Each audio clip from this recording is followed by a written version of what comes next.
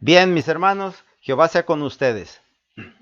Vamos a continuar con el tema que estaba presentándoles y voy a ponerle la presentación que teníamos. Mm,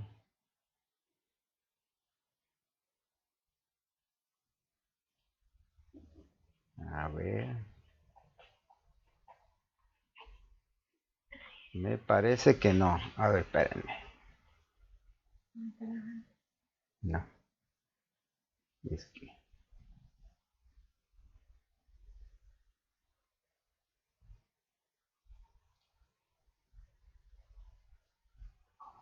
Ahora sí.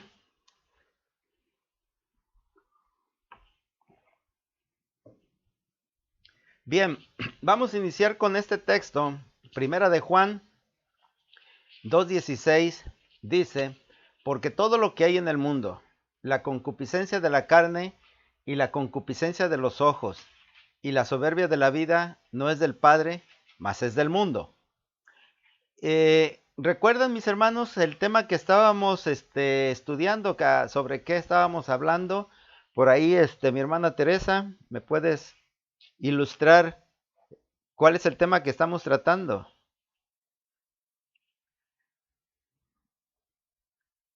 Teresa Hilerio.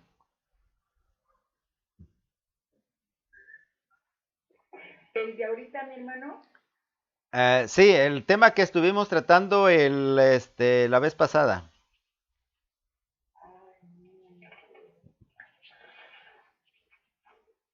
¿No Sí, es el de la fe? no. No lo recuerdo ahorita, mi hermano. Ah, bueno, ok. No sé si estuviste porque fue el miércoles 3 de enero me parece. No. Bueno, miren, el tema que estamos tratando es sobre la intención. ¿Sí recuerdan? Indudablemente que todo está concatenado y viene desde al principio y ciertamente tratamos el tema de la fe, pero ahora ya hemos avanzado y llegamos al punto en el que vamos a ver lo que es la intención. Y la intención pues es lo que realmente el hombre desea, a final de cuentas es nuestro deseo. Y aquí es muy importante este texto que les estoy poniendo. No quiero irme muy atrás, por eso si después de esto quieren abundar más, pues pueden referenciarse a los estudios que ya están grabados en YouTube al respecto. Y bueno, continuando, dice aquí, porque todo lo que hay en el mundo, la concupiscencia de la carne y la concupiscencia de los ojos y la soberbia de la vida no es del Padre, mas es del mundo. Que si recuerdan también en el anterior estudio que estuvo compartiendo nuestro hermano Ricardo, hablaba precisamente sobre esto, sobre pues la realidad que se vive en el mundo y la condición del hombre como alejado de Dios. Y ciertamente pues vivimos en un mundo que dice que todo lo que hay aquí, o más bien la manifestación o la forma de nuestra vida, el sistema de vida que tenemos, realmente dice no viene de Dios, es del mundo. Ahora bien, pues Dios hizo el mundo para que en él viviéramos y nos hizo a nosotros e hizo todo. Entonces, aquí encontraríamos algo muy paradójico al decir que todo lo que hay en el mundo no es del Padre, sino es exclusivo del mundo. Pero si el mundo mismo es obra de Dios, todo lo que surge del mundo es obra de Dios, por consecuencia. Esa sería la lógica y el pensamiento. Mi hermana Gaby, a ver, ya que tienen abierto el micrófono aquí, Lupe y Tere, ahora le toca a Lupe. Me salvé. ¿Sí? Decía pues que si Dios creó al mundo y al hombre y todo lo que en él hay. Entonces, por consecuencia, todo lo que produce es obra del Padre, es obra de Dios. Pero aquí el apóstol Juan en su primera carta dice que lo que hay en el mundo, la concupiscencia de la carne y la concupiscencia de los ojos y la soberbia de la vida, no es del Padre, mas es del mundo. Pero si Dios hizo el mundo, pues también todo esto es obra de Dios. ¿Tú qué crees, mi hermana? ¿Es o no es obra de Dios? Pues hay cosas de Dios que son verdad y hay cosas que son del mundo, hechas por el hombre, dichas por el hombre. Y ahorita me pregunto, ya que me hiciste la pregunta, Jaime, me ¿Sí? pregunto a nosotros, le digo a Tere, bueno, si Dios, si Dios hizo el mundo y ahorita estos males que venimos, ¿de quién son? Eso. ¿Tú qué dices de quién son? Pues Es tu acá hay, opinión, mi hermana, es tu opinión. ajá, acá hay confusión, estamos si es de Dios o no es de Dios. Si yo me retorno a las plagas de hace muchísimos años, Así decir, es digo, correcto. probablemente es una reprensión para la humanidad, porque ya nos tocó familia que se va. Claro. Yo llevo 3 de mi familia y apenas antier murió mi vecino del trabajo. Y yo me pregunto y le hago la pregunta, ¿es de Dios o es del hombre? Así Y es, mi hermano. ahí estoy confundida, Bueno, la verdad.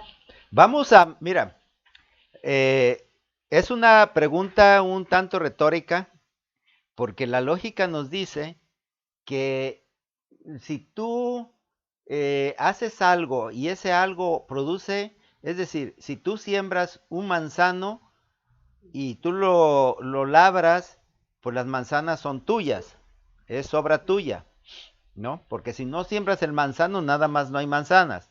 Entonces, todo lo que el mundo produce, pues a final de cuentas, viene siendo ahí la interrogante, si también es consecuencia de la obra de Dios o no. Y lo que me dices es muy importante porque ciertamente, si nosotros nos vamos a la antigüedad, ¿de quién era la obra o de quién fueron, de dónde llegaron las plagas que azotaron a Egipto cuando su pueblo salió de Egipto? ¿Quién las puso? Es Dios. Dios, ¿no? Ajá. Y Y Dios citaba le nuestro... advirtió, Ajá. les advirtió a todos ellos, al faraón que tenían que soltar al pueblo, serlo libre, y no Ajá, obedeció. así es. Entonces, pero Dios fue quien les puso las plagas. ¿Quién destruyó a Sodoma y Gomorra? Pues Dios. Con fuego y azufre. Pues, Entonces, ¿quién nos quién preguntan, era? ajá, ¿Cómo por qué el diluvio? ¿Por qué la destrucción de Sodoma y Gomorra? ¿Por qué dicen que la destruyó? ¿Y por qué acá nosotros no nos alcanzó? ¿O todavía no existía ya? bueno, todavía no estábamos, afortunadamente o desafortunadamente, porque depende de qué lado estemos. Y eso es lo que vamos a ver ahorita. Miren, porque reiteradamente también se citó un pasaje bíblico del libro de Jonás, el pasaje en donde Dios le ordena que vaya a advertir a Nínive de su mal comportamiento y que por lo tanto van a ser destruidos. Y ya Dios se lo afirma, los voy a destruir porque se portaron mal, en síntesis.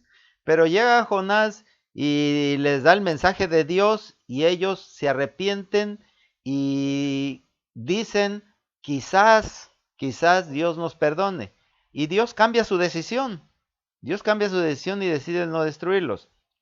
Ahora bien, de estas dos partes es muy importante porque de ahí vamos a partir para que nosotros podamos entender cómo, cuál es nuestra relación con Dios, porque a final de cuentas, desde que comencé esta serie de estudios, ese era el punto principal.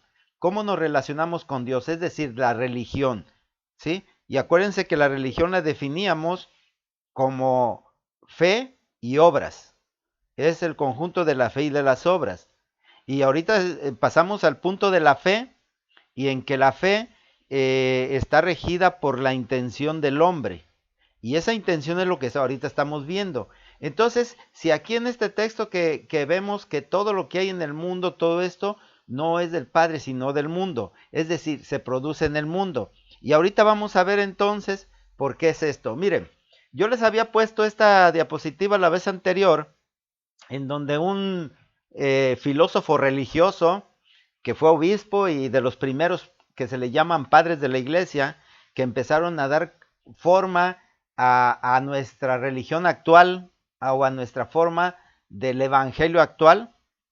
Uno de ellos fue Agustín de Hipona, por allá del siglo III, en la región de África nació, y él pues era un joven que le gustaba mucho platicar, era un retórico, y le gustaba mucho estudiar. Él no era cristiano, su mamá sí era cristiana, y con el paso del tiempo, bueno, se transformó y llegó a ser obispo.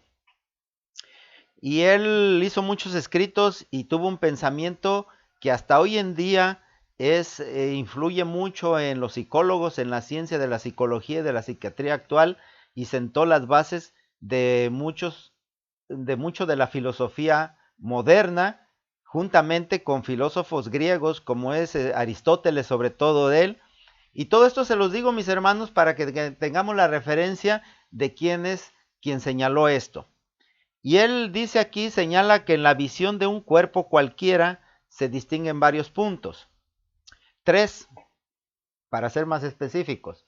Uno es el objeto que vemos, el otro la visión misma, y el otro la intentio animi, que hace descansar la vista en el objeto contemplado. Ahora, todo esto él dice que es lo que da el conocimiento. Y hay que recordar que el conocimiento es producto desde el Génesis, desde el primer hombre y la mujer, que el conocimiento viene de dónde, a ver, Gaby Aquino, Gabriel Aquino, ¿de dónde viene ese conocimiento? ¿De dónde viene qué, perdón? ¿De dónde viene el conocimiento del hombre? Desde sus inicios, desde que estaba Adán y Eva. ¿De dónde sacaron el conocimiento? Pues yo pienso que viene del aprendizaje empírico, ¿no? ¿Hay algo específico? ¿De dónde lo obtuvieron? ¿De dónde lo obtuvieron? ¿Cómo adquirieron ciencia? ¿Cómo adquirieron conocimiento? No sé, ¿puede ser proveniente de Dios? No. ¿No? ¿Alguien que quiera ayudarle a nuestra hermana Gaby? Se comió el fruto prohibido. Así es, un fruto prohibido que no era una manzana. Acuérdense que era del árbol de la ciencia del bien y del mal. Bueno, de ahí viene el conocimiento. Y aquí Agustín de Hipona dice que el conocimiento hoy en día, o de una manera más objetiva, nosotros lo obtenemos a través de este proceso. De que hay algo físico, dice, el cuerpo, esos tres elementos tienen naturaleza distinta. El cuerpo que vemos es físico. El sentido de la vista, que es un estímulo físico, y la intento animi, que es espiritual. Y aquí distinguimos ampliamente dos categorías. Los incisos A y B, es decir, el objeto físico, pues es todo lo que vemos, palpamos y tenemos conocimiento que existe. El inciso B dice el sentido de la vista, que es un estímulo físico. No se reduce solamente a la vista. Tenemos el tacto, el gusto, el olfato, el oído y hasta el sexto sentido ese que es la intuición. Pero esto pertenece a un mundo físico, a un mundo que de alguna manera tenemos un contacto e influencia normales, por decirlo de alguna manera. Y la intento animi, que dice que es espiritual. El ánimo, el deseo del hombre, por qué hago lo que hago, qué es lo que me impulsa a hacer, el conocimiento de la verdad de Dios y también el conocimiento que entra del mundo. Y lo que Pablo en su discurso decía, que él quería agradar a Dios, pero que su cuerpo no lo dejaba, y que su cuerpo era el pecador, y que la ley también, pero que él, espiritual, en su espíritu, quería agradar a Dios. Esa parte es espiritual. Pero aún de esto, vamos a ver que en la primera parte, incisos A y B, son del mundo físico, pero en el inciso A es todo lo que nos rodea. Y todo lo que nos rodea de alguna manera nosotros no tenemos control. Es decir, el fruto ahí estaba, el árbol ahí estaba. No tenía control Eva sobre el árbol ni Adán. El inciso B que dice que el otro punto es que el sentido de la vista o los estímulos físicos relativamente tenían ellos un cierto control. Es decir, si lo veían, pues era antojable. Dice Eva que era codiciable, estaba hermoso, estaba antojable. Esos son estímulos. ¿Qué vemos nosotros cuando vemos un platillo que se ve muy bonito, muy bueno? Nos dan ganas de comerlo, ¿no es así? Y si huele bonito, pues con más ganas. Entonces esos son estímulos, pero nosotros podemos tener un cierto control. Ese cierto control es el que nosotros podemos contribuir a alejarnos. Y la intento anímica, que es la intención del hombre, es producto precisamente de la interacción entre los otros dos. Y como aquí al final dice, estos tres elementos interactúan para dar conocimiento al hombre. ¿Eh? Yo les había puesto la vez anterior el ejemplo del rey David, que el rey David se sube al terrado y ve hacia la otra casa y ve a la mujer de su general desnuda bañándose. Y cuando la ve, que ahí está el objeto, es la mujer. El estímulo físico es la vista que la ve y luego sale el intento anímico que la desea. Él la quiere y eso, al interactuar esos tres elementos, lo hacen actuar para cometer un gran pecado. Entonces, de esta parte, fíjense que él pudo haber evitado verla, que no llegara al estímulo físico y con eso pues elimina el problema. Pero aún así, como él dice, como dice aquí Agustín, el intento anime quien enlaza los dos primeros para establecer una realidad buena o mala. Es decir, a final de cuentas, ¿qué quieres hacer? Yo les podría decir, por ejemplo, que a lo mejor el rey David veía a la mujer muy hermosa y pues alababa a su general y le decía, oye, qué bueno, qué buen gusto tienes, me das envidia y etcétera, ¿no? O bien él la deseó para él. ¿Sí? ¿Qué quiero decir con esto? Que el resultado de nuestras acciones pueden ser buenas o malas, pero mucho tenemos nosotros que ver con ello. Por eso en el anterior texto que leímos por ahí, que decía que las cosas del mundo salen del mundo y no de Dios. Bueno, lo que pasa es que el rumbo que se le da a las cosas es lo que le damos nosotros. Y ahí esa es la parte importante, porque vemos aquí pues entonces que interactúa la vista o el estímulo, el objeto y el deseo para conformar el proceso de conocer, de ver. Y al conocer pues puede salir dos cosas, que las deseemos o que no las deseemos. Es decir, a través del conocimiento nosotros podemos actuar. A través del conocimiento es lo que nos da realidad. Y es lo que de alguna manera proponía Agustín de Hipona respecto del hombre para con Dios. Para que el hombre conozca su realidad tiene que conocer. Vamos a ver entonces que el conocimiento regido por la intencionalidad tiene dos direcciones, de adentro hacia afuera y de afuera hacia adentro. A ver, mi hermana Gloria, ¿me puedes leer el texto que está aquí? Lucas 6, de 43 a 45. Sí, hermano. Adelante. El conocimiento regido por la intencionalidad tiene dos direcciones, de adentro hacia afuera y de afuera hacia adentro. No es buen árbol el que da malo fruto, ni árbol malo el que da buen fruto, porque cada árbol se conoce por su fruto. Pues no se cosecha higos de los espinos, ni de las zarzas se vendimen uvas. El hombre bueno del buen tesoro de su corazón saca lo bueno, y el hombre malo del mal tesoro de su corazón saca lo malo, porque de la abundancia del corazón habla la boca. Así es, gracias. Miren, aquí está bien claro. Dice, no es buen árbol el que da malos frutos, ni árbol malo el que da buen fruto.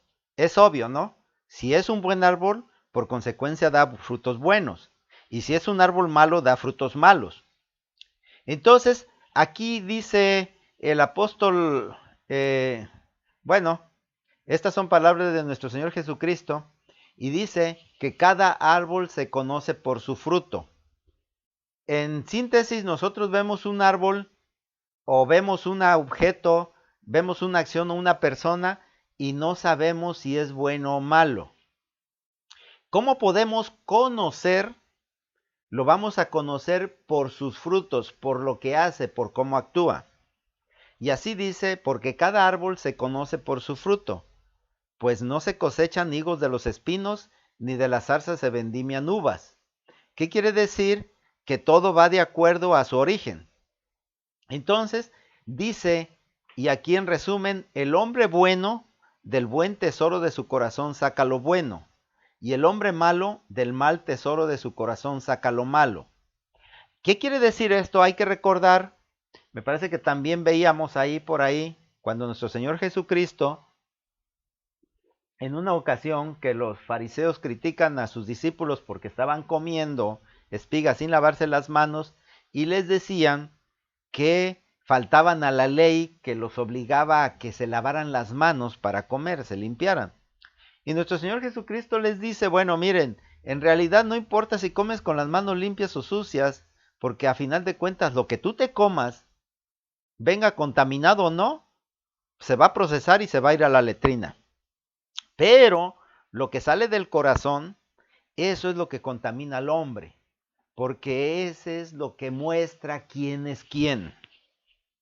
Y aquí es donde dice que el hombre bueno saca cosas buenas, si no, no los vamos a conocer, porque se pueden presentar muchos lobos con disfrazados de ovejas. Por ahí hay una parte que dice la escritura así, que hay quienes son lobos rapaces disfrazados de ovejas. Y lo que vemos que es una oveja, pero por dentro, o sea, no lo vamos a conocer hasta que actúe. Así de esa manera, entonces, también cuando las acciones del hombre, y si nosotros miramos hacia nosotros mismos, cuando nosotros hacemos cosas correctas, ¿qué quiere decir? ¿Que somos qué? Bueno. El que es honrado tiene que actuar con honradez. Y aquí hay algo muy importante, sobre todo en estos tiempos de pandemia, que se han evidenciado muchas cosas. Miren, ahorita hay muchas personas que critican a alguien, por ejemplo, que no tiene cubrebocas, que no se lo cubre, no se pone el cubrebocas. Pero no le interesa, no le importa hacer reuniones donde se junta con otras personas sin protección alguna. Entonces, ¿qué quiere decir? Que no hay congruencia entre lo que dice y lo que hace. Y esa es una parte muy importante porque a final de cuentas va a tener un mal resultado. Entonces, indudablemente, cuando vemos que un mentiroso cae por sus mentiras, aunque hubo un tiempo en el que fue convincente, a final de cuentas va a caer. Así que cuando nosotros no somos congruentes nuestro hacer con nuestro decir, hay que tener mucho cuidado. Porque como dice aquí nuestro Señor Jesucristo, de la abundancia del corazón habla la boca. Es decir, de lo que nosotros tenemos en nuestro intento animi, es lo que así como vamos a actuar. Ay. A ver, permítanme.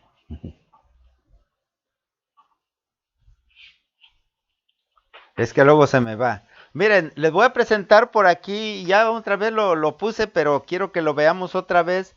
Es un experimento con niños de acuerdo al comportamiento de cómo hace la gente, de cómo actúan.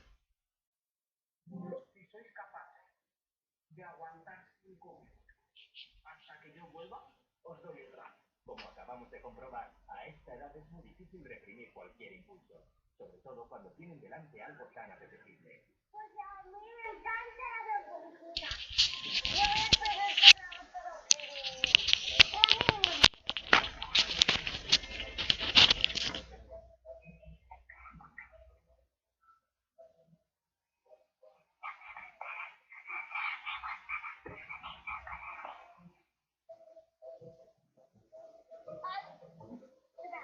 Los niños lo que hacen en estas situaciones es realizar actividades que les distraigan de lo que les apetece, ¿no? Que es comer.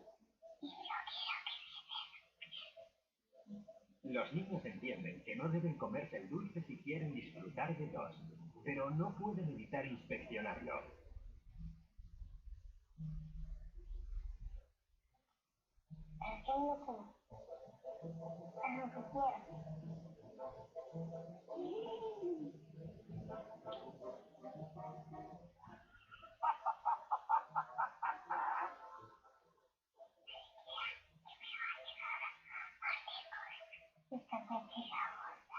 Normalmente los niños se la terminan comiendo después de oler, tocar y llevarse los dedos a la boca.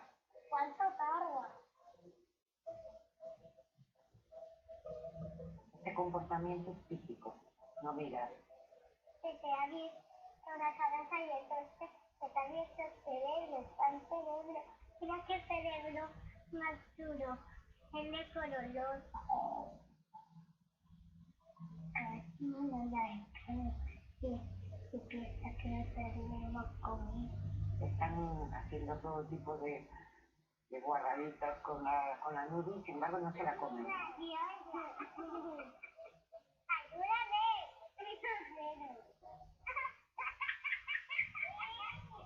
Aquí están buenas.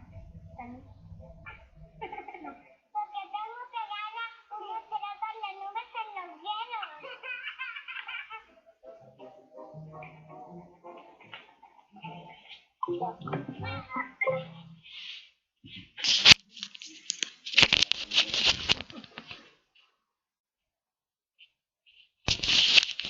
Sí, ¿vieron mis hermanos? ¿En qué terminaron? ¿En qué terminó la aventura de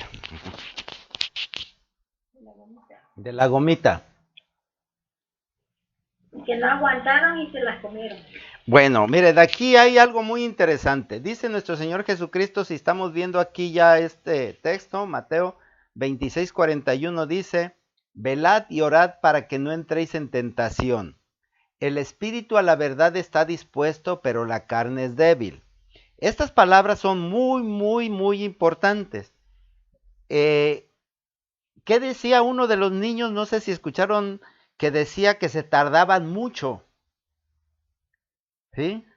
Y es decir, soportaron un buen rato, pero a final de cuentas claudicaron ante la tentación. Bueno, eso es muy importante porque, mis hermanos, esta es una carrera de resistencia. Y nosotros nos acontece igual.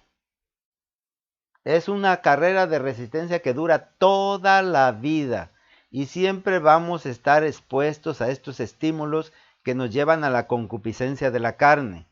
Y vamos a ver cosas que podemos desear y cosas que a veces podríamos pensar que necesitamos o que deseamos, pero que a final de cuentas realmente no son importantes. Sin embargo, dada nuestra formación y otros fenómenos que después analizaremos cómo se conforma nuestra vida y por qué actuamos como actuamos, a final de cuentas podemos caer. Pero nuestro Señor Jesucristo nos conmina a que estemos velando y orando. No quiero entrar mucho en detalle qué quiere decir velad y orad, porque esto merece un estudio completo, es muy importante. Solamente les voy a decir que esta es una fórmula para soportar y para triunfar. ¿Por qué dice? Porque ciertamente, como ya lo vimos, realmente nuestro espíritu está dispuesto, viene de Dios, es de Dios. ¿Sí? Hablábamos del hombre espiritual, del hombre carnal, nuestro hermano Ricardo nos habló al respecto y decía si el hombre se somete y que a final de cuentas, ¿por qué no se somete? Bueno, pues aquí está la respuesta, como el mismo Pablo en su discurso, un texto por ahí que leímos antes, en que decía que con el espíritu quiere servir a Dios. Es decir, con el espíritu sirve a la verdad, pero con la carne al pecado. Y esto es una realidad. Él lo dice y lo aceptan. Y ya vimos cómo los niños, ciertamente, porque pues ellos con su poca experiencia de vida, aún parece que no cuentan con tanta malicia como los grandes.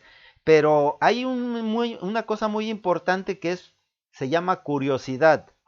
Y hacen todo tipo de suertes y de experimentos con la gomita esta hasta que terminan comiéndosela. Pero no se la comen inmediatamente. En su mente, en su espíritu, tienen ahí la instrucción implícita de que eso no es correcto, no es honesto, y que además ellos saben que para merecer lo que la promesa que les dicen que les darán dos, si no se los comen, tienen que cumplir. Y entienden lo que significa cumplir, entienden el valor del compromiso desde esa corta edad.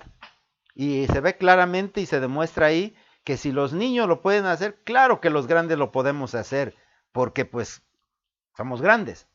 Entonces no tenemos excusa ni justificación alguna para decir que pues la carne es débil, que pues no, la tentación es mucha, porque tenemos los elementos necesarios y suficientes para que podamos vencerlos.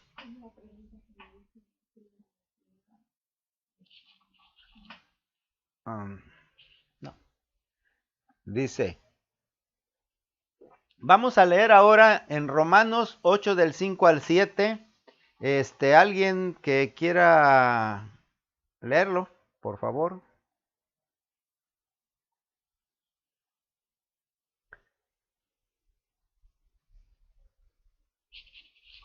¿A quién pongo? Leo, A ver, adelante. porque los que son carne piensan en las cosas de la carne, pero los que son de espíritu en las cosas del espíritu. Porque el ocuparse de la carne es muerte, pero el ocuparse del espíritu es vida y paz. Por cuanto los designios de la carne son enemistad contra Dios, porque se sujetan a la ley de Dios y tampoco pueden. Romanos 8:5. Bien, gracias. Miren, es muy interesante aquí y es reiteradamente lo que ya se habíamos visto. Si ven ahí en la gráfica dice, el mundo te ofrece de todo. Escoge algo y te quedarás atrapado en él. Dice, los que son de la carne piensan en las cosas de la carne.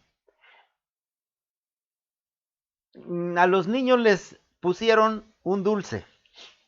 Ya es de ellos, ya lo tienen.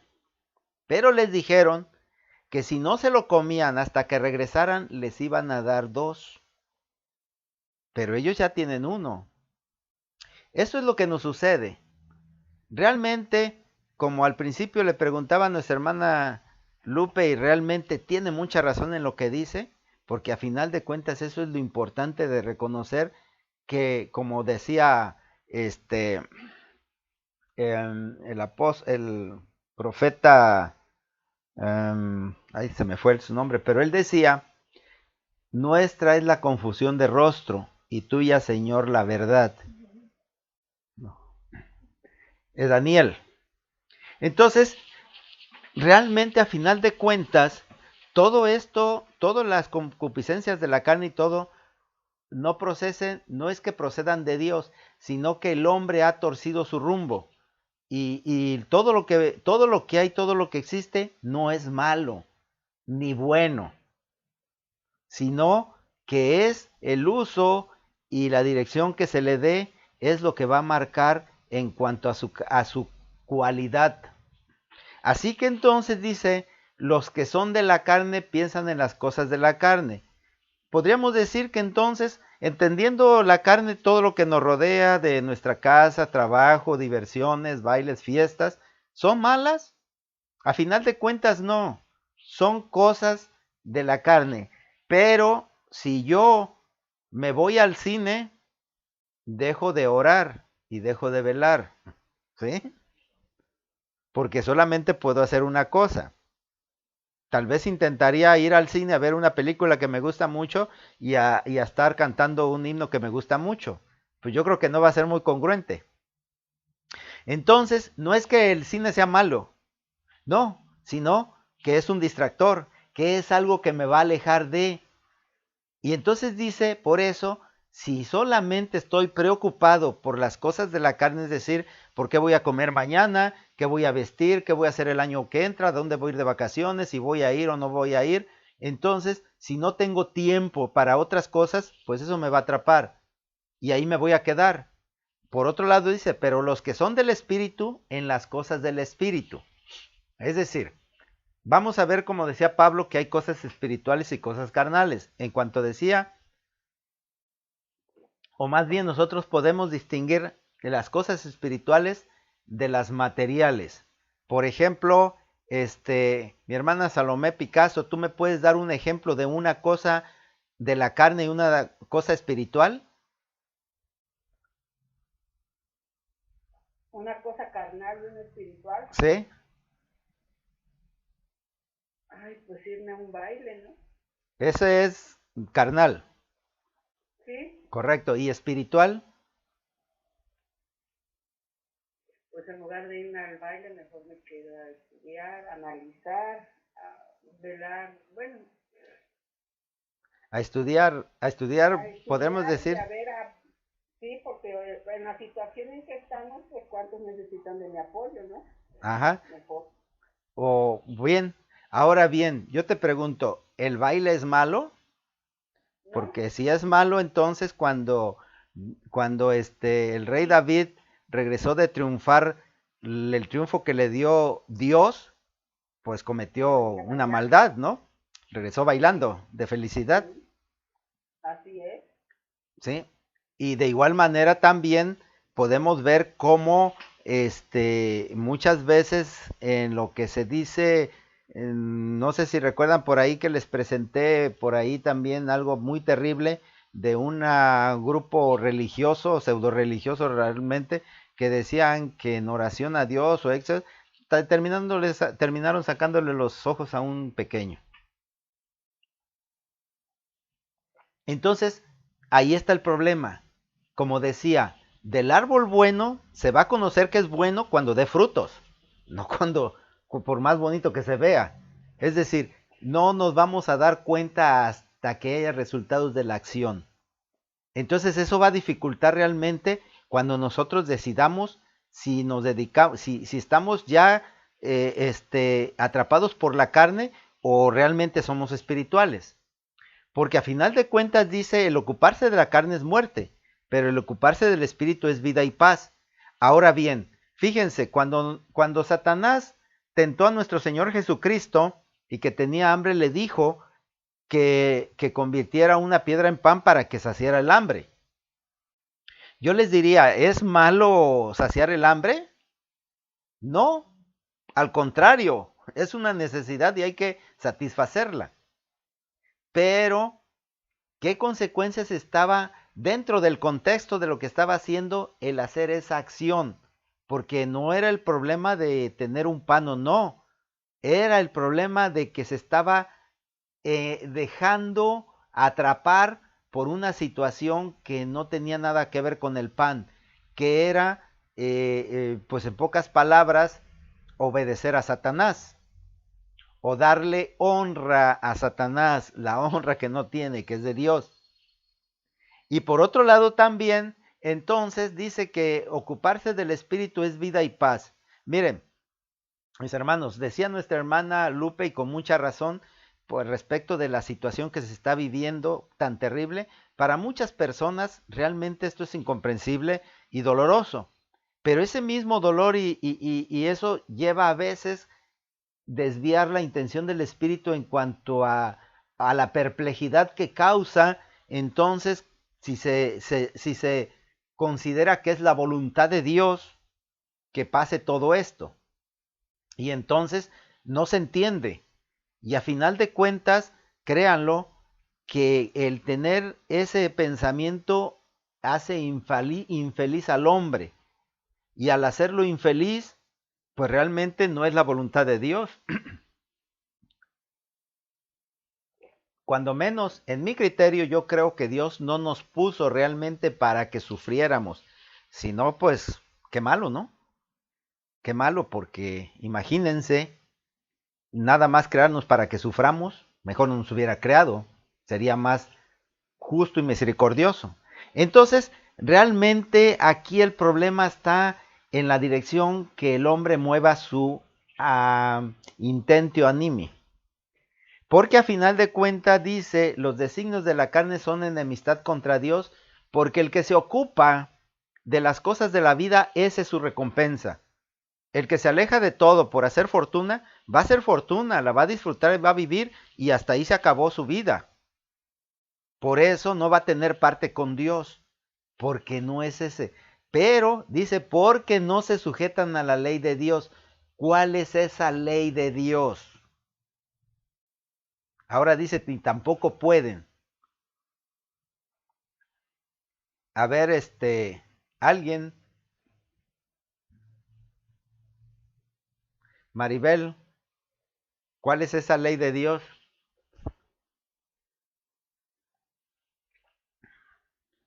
El obedecerlo, Es decir, amarlo, amar al Señor la y ley a nuestro prójimo. es la ley de obediencia, Ujú. es obedecerlo. Bien, fíjense entonces cómo, qué tiene que ver la carne con la obediencia. Porque se puede vivir en la carne y ser obediente. Porque ¿qué le vamos a obedecer a Dios? ¿En qué le vamos a obedecer? Porque les voy a poner, por ejemplo, fíjense bien, Jacob fue pobre, rico. Abraham fue pobre, fue muy rico.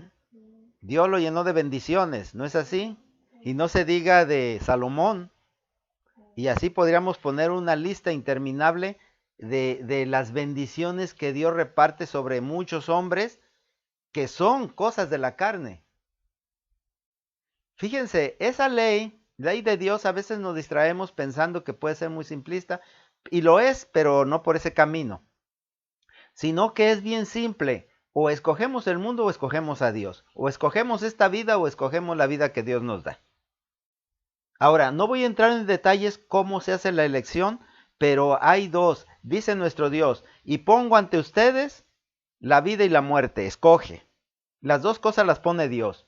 No es que Dios nada más ponga la vida, no. Te pone la alternativa de la vida y de la muerte. Es decir, Dios nos da la carne y Dios nos da lo espiritual. Escoge el que quieras. Ahí están. Y también nos advierte y nos dice que en qué consiste cada una de las cosas. Entonces, en cuanto dice que los designios de la carne son enemistad contra Dios, porque Dios eso lo pone para el mundo y va a ser terminal, que era una de las partes fundamentales que a final de cuentas Agustín de Hipona pone, que es la temporalidad. ¿Sí? Y eso es muy interesante y bueno, si tienen tiempo por ahí, chéquenlo y si no, después lo vamos a ver en un estudio, lo que es la temporalidad del hombre contra la eternidad de Dios. Entonces, la temporalidad del hombre es enemistad contra Dios porque simple y sencillamente es algo que va a desaparecer. Y por lo tanto, si es algo que va a desaparecer, pues no está sujeto a la ley de Dios, tampoco puede. Solamente lo que puede perdurar, como nosotros, cuando una vez siendo transformados, entonces podemos nosotros, sí, ciertamente estar con nuestro Dios. Y podemos estar ahí apegados. Aquí voy a concluir con este texto de Santiago que lo citaron por ahí de ejemplo la vez pasada y es Santiago 1 del 12 al 15 que dice, bienaventurado el varón que soporta la tentación, porque cuando haya resistido la prueba, recibirá la corona de vida que Dios ha prometido a los que le aman. Cuando alguno es tentado, no diga que es tentado de parte de Dios, porque Dios no puede ser tentado por el mal, ni él tienta a nadie, sino que cada uno es tentado cuando de su propia concupiscencia es atraído y seducido. Entonces la concupiscencia, después que ha concebido, da a luz el pecado, y el pecado siendo consumado, da a luz la muerte. Este es precisamente el proceso de la vida y de la muerte. ¿Sí? Dice al principio, bienaventurado el varón que soporta la tentación. ¿Cómo se soporta la tentación? ¿Cómo creen que los niños habrían podido resistir y no comerse el bombón, el dulce?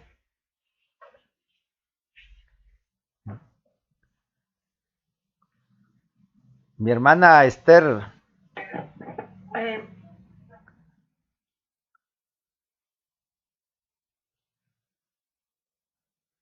¿Cómo, Esther Franco, cómo crees que los niños podrían haber triunfado en la prueba que les pusieron?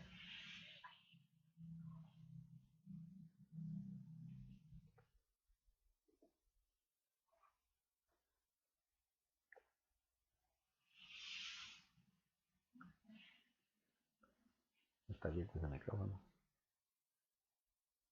Tienes tu micrófono apagado, no sé si estás hablando, no te escuchamos, ¿eh? A ver.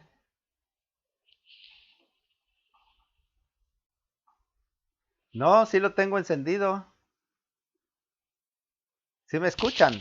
Me aparece, no, el de Ok. Bueno, aquí veo la mano levantada de Rocío. A ver, adelante, Rocío. Pues es que le prometieron una recompensa al final. Yo creo que si les hubieran sometido un castigo, tal vez hubieran podido. Muy buena opción.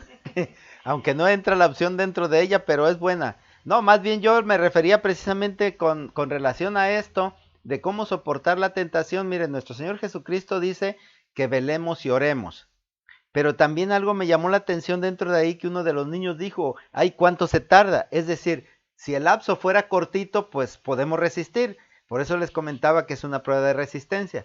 Entonces hay dos maneras de poder soportar la tentación. Una es acortar el tiempo que estamos expuestos al estímulo físico, al estímulo que puede generar la concupiscencia, y el otro es pues distraernos con otra cosa. Y las vamos a distraernos, como ciertamente decía nuestra hermana Salomé, pues me pongo a leer la Biblia, a estudiarla, etcétera, ¿sí? Un distractor, como dice nuestro Señor Jesucristo, orando y velando, para no entrar en tentación. Porque a final de cuentas lo importante es resistir ciertamente esta prueba, y dice que una vez triunfado puede recibir la corona de vida. ¿Sí? ¿Alguien quiere comentar algo? Rocío. Ay, pues es que a mí esa se me hace así como no tan válida. Yo, por ejemplo, el problema con lo de ser soltera, ¿no? En un tiempo sí yo decía, no, es que me voy a distraer con estas cosas. Hasta que decidí, me concentré y digo, no, es que más allá de hacerlo por distraerme de otro lado, es agarrar, convencerse uno mismo de lo que uno quiere.